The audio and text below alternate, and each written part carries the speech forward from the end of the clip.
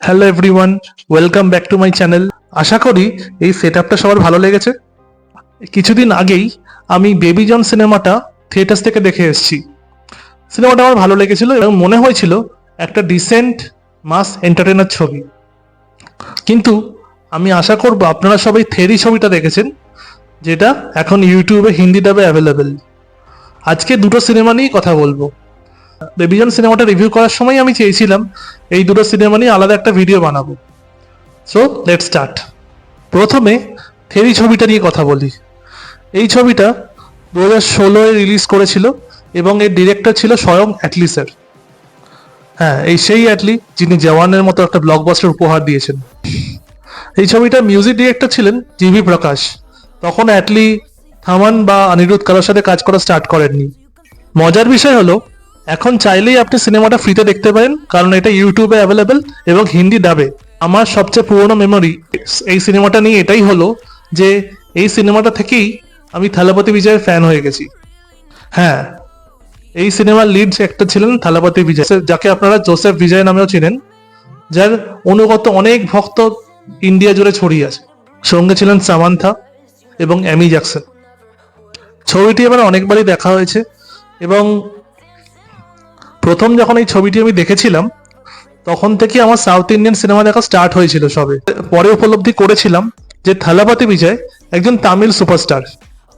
ছবির প্রতিটা মুভমেন্টকে এলিভেট করে দেয় আইকনিক বিজিএম, যেখানে জিবি প্রকাশ স্যার খুব দারুণ কাজ করেছেন। আমার এই ছবির বেস্ট সিন হলো ইন্টারভাল পয়েন্ট, এবং যখন স্পয়লার দিয়ে কথা বলছি কারণ আশা করবো অনেকেই দেখেছেন ছবিটা, যখন ওই বাস অ্যাক্সিডেন্টের সিনটার থেকে বাচ্চাদের রেস্কিউ করার পর বিজয় আবার পুলিশের ফর্মে ফেরত আসে।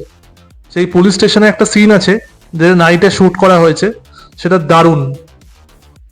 মানে ওই একটা সিন আপনাকে পুরো সিনেমাটার ফ্যান বানিয়ে দেবে। এবার একটু বেবি জন নিয়ে কথা বলা যাক। আমি আগের ভিডিওতেও বলেছি, মানে আমি যখন রিভিউ করেছিলাম তখনই অনেক কথা বলেছিলাম অলরেডি এই সিনেমাটা নিয়ে, যে হয়তো এই সিনেমাটা বানানো পয়েন্টলেস, কারণ অলরেডি এর হিন্দিটা ভার্সনটা ইউটিউবে পেয়ে যাবে অডিয়েন্স। তাই 8 বছর পর কেন পয়সা খরচ করে সিনেমাটা থিয়েটার্সে লোকে দেখতে আসবে। এবং আমিও ভেবেছিলাম যে এটা যেমনের মতো একটা আউটপুট ক্রিয়েট করতে পারবে সে, বাট আমি দেখলাম যে পরে আমি ভুল প্রমাণিত হয়ে গেছি, কারণ বক্স অফিস নাম্বার অন্য কথা বলছে। তবে অ্যাকশন সিকোয়েন্সের বিজিএম এর দিক দিয়ে এই ট্রেলারটা আমার প্রমিসিং লেগেছিল এবং সেটাতে আমি কোনোভাবে নিরাশ হইনি, এটা আমি আপনাদের বলতে পারি। পারফরমেন্সের কথা যদি বলি তাহলে বরুণ ধাওয়ান এখানে একটা জেনুইন পারফরমেন্স দিয়েছে, বাট তাকেও কিছু জায়গায় মনে হয়েছে যে তার রোলটাও কনভিন্সিং নয়।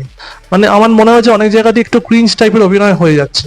কিন্তু ডিরেক্টর কালি সেখানে বরুণ ধাওয়ানকে নিয়ে থালাপাতির অনেক সিগনেচার মুভ কপি করিয়ে ফেলেছেন, আর তার জন্যেই লোকে থেরির সাথে এই সিনেমার কম্প্যারিজন টানছে। দ্বিতীয় যদি বলি যে কীর্তি সুরেশের কথা, সে নিজের চরিত্রে খুব ভালো অভিনয় করেছে, বাট সামান্থার যে অরাটা ছিল থেরিতে সেটা ম্যাচ করতে পারেনি। এর মধ্যে যেটুকু চেঞ্জ করা হয়েছে বলতে গেলে 10%ই, সেটুকু গল্পটাকে এক্সট্রা বুস্টও দেয়নি বা এমনও হয়নি যে গল্পটা পুরোপুরি নষ্ট হয়ে গেছে। তো ইটস নিউট্রাল ফর মি।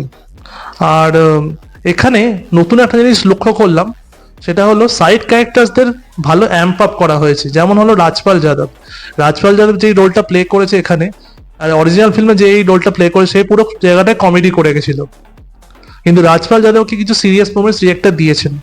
তারপর হলো অমিকা গাব্বি, অ্যামি জ্যাকসন এই রোলটা থেরিতে প্লে করেছিলেন এবং তাকে একটা টিচারের ভূমিকা দেওয়া হয়েছিল। এখানে অমিকা গাব্বিও এখানে টিচার প্লাস একজন পুলিশ অফিসার যে আন্ডার কভারে কাজ করছে। আর লাস্টে যার কথা না বললেই নয়, তিনি হলেন জ্যাকি শ্রফ।